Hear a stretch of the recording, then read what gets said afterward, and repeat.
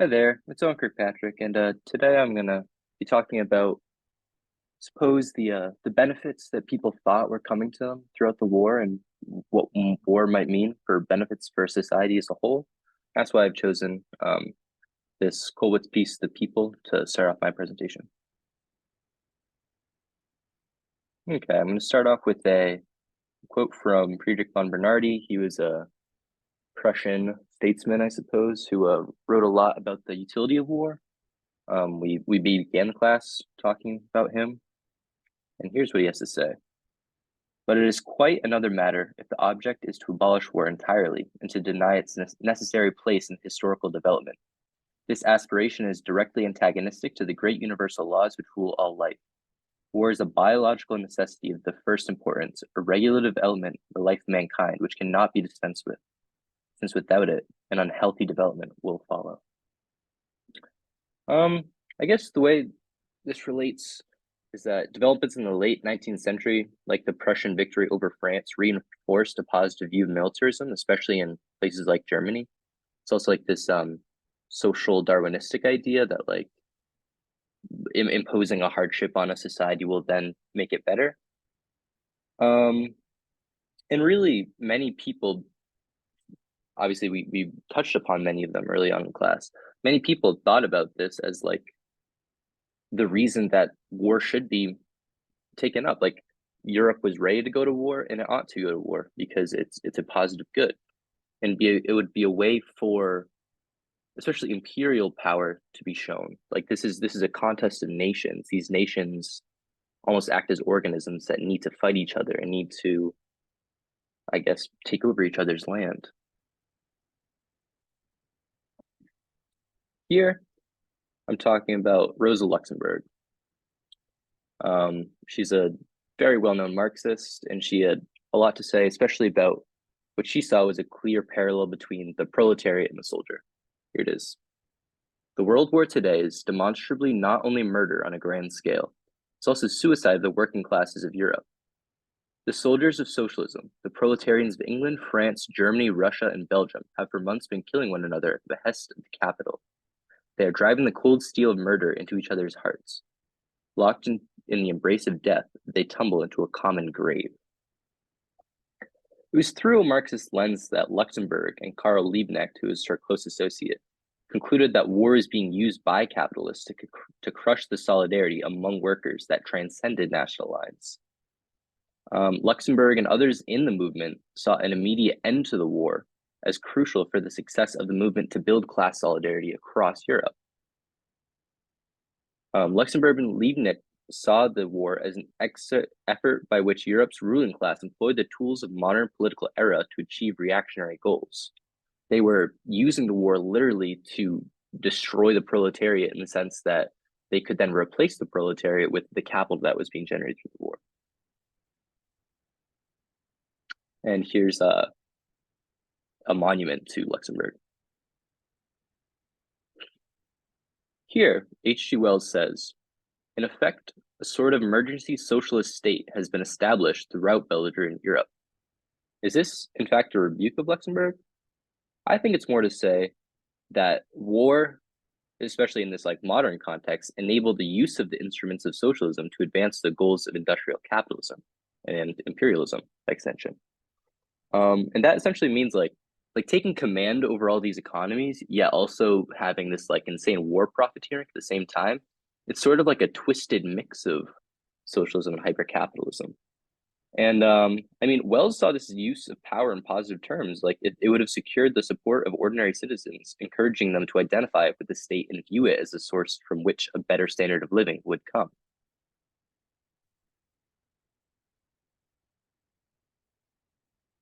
Making the world anew.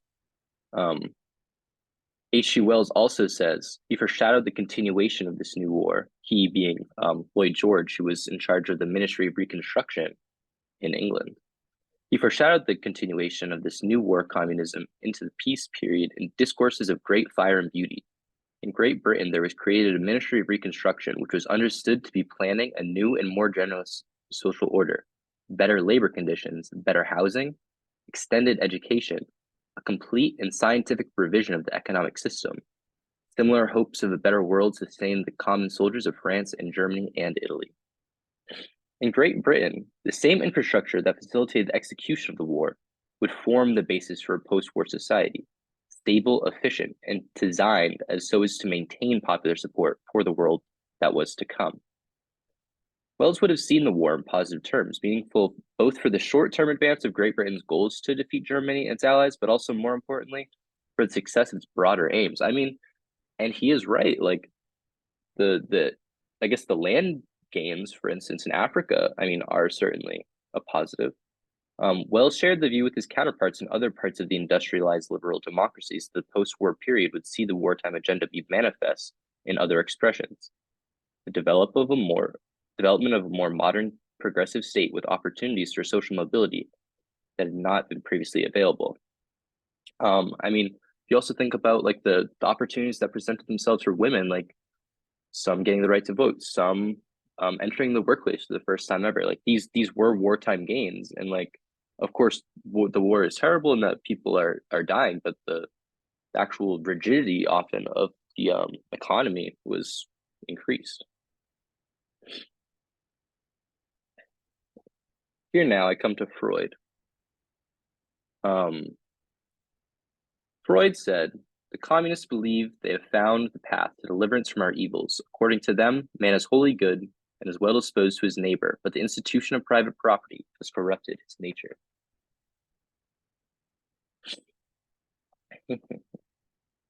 Some even saw in wars. Oh, sorry about that. Here, Freud seems to identify a communist concept of world peace based on the unity of the proletariat to which Luxemburg alludes.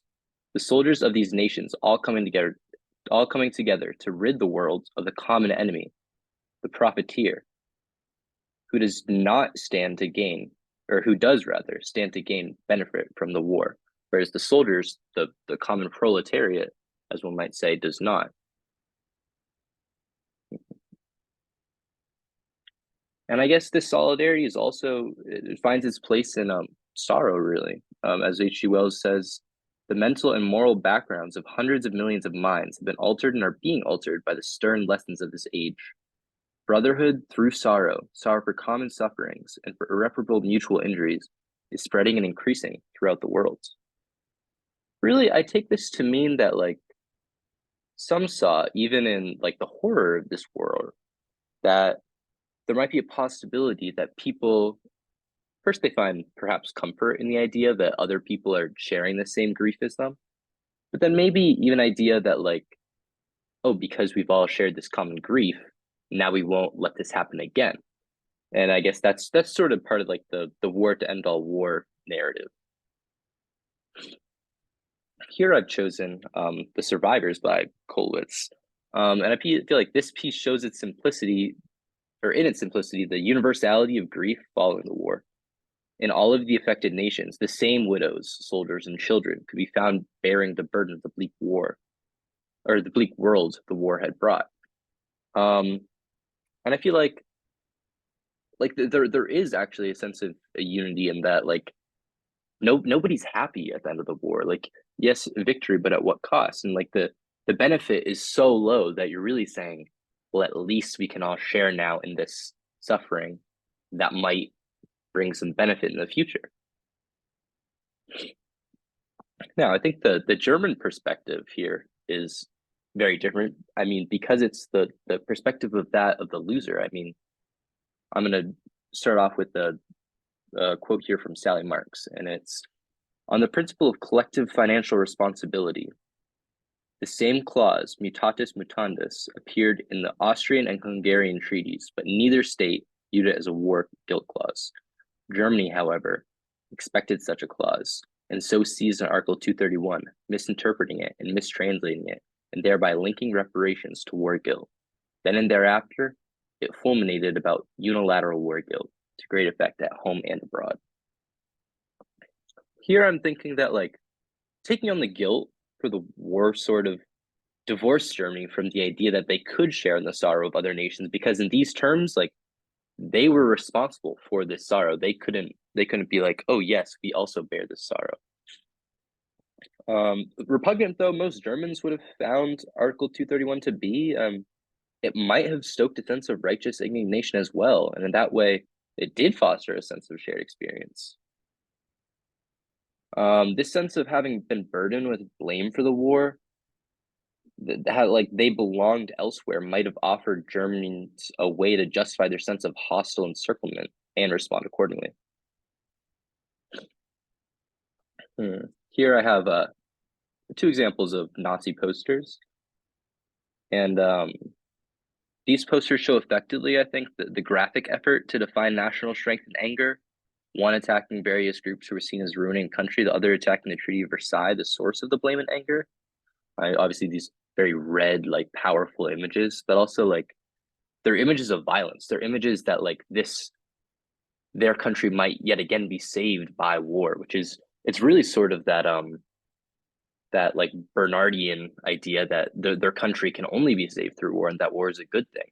And that's very interesting because it's almost like because they weren't given the space to reflect on the sorrow that was like carried out by not carried out by everyone, but like common to everyone throughout this war, they don't perhaps accept the premise that they shouldn't carry on another war. And I think you also have to talk about how this is a different sort of war. This is a war of mechanized slaughter. Enzo Traverso here says, it was in the trenches of the Great War that a new ethic and mentality were forged, without which the massacres of World War II would have been inconceivable. The scale and variety of the horrors associated with the First World War would expand the universe of the possible in what was to come a generation later. And war and industrial context allowed for an unrelenting emphasis on productive output, i.e., the war dead. Important lessons of the war, it was not taken to like refrain from engaging in industrial warfare, but instead to work towards doing it with greater efficiency. I guess like if you take what Wells thought, like Wells thought everybody was now had this brotherhood of like sorrow, like, oh, this should not be done again because we've all felt this pain. And yet just like 20 years later, it's then carried on by the same people who first felt this sorrow, which is honestly very interesting. Here I have an Otto Dix piece. It's the stormtroopers advancing under a gas attack. And I just want to include this because the German visual arts, like most other facets of German culture, they would be shaped in a profound way by the extreme violence and disillusionment of the wartime experience and find expression in forms that conveyed a deep sense of alienation. Like that alienation is really like I think it comes from the blame, honestly. And I'm not saying that like by blaming the Germans like they created the Nazis or anything, but I'm saying that by blaming the Germans and making them feel alienated, it did, I suppose, open like a space, I suppose, for this nationalism or something like that to take over and take hold and bring Germany forward, whichever direction it might have gone. And I'm ending here with a quote from Sigmund Freud again. And it's, in consequence of this primary mutual hostility of human beings, civilized society is perpetually threatened with disintegration. And here, I mean, this is writing just a few years after the war, and I think it's sort of taking, well, so the communist idea, which he definitely did not agree with, is that humans are good people and that they're then tempted by private property and whatnot to then like hate their neighbors and bicker and fight and whatnot. And then he's also in the same breath rebuking Bernardi's concept that war is like a good thing for a society, because here he's saying it's actually what is tearing down society. And at the end of the day, like, might war just be an innate characteristic of human civilization and like the associated sorrow just endured? Like maybe war isn't something that could be gotten rid of, and that the lesson that like, oh, maybe there shouldn't be another modern war after the first one, perhaps that one could never have been a lesson regardless of the response to the Nazis. So that's all I'm just thinking about. Well, thank you for listening to my presentation.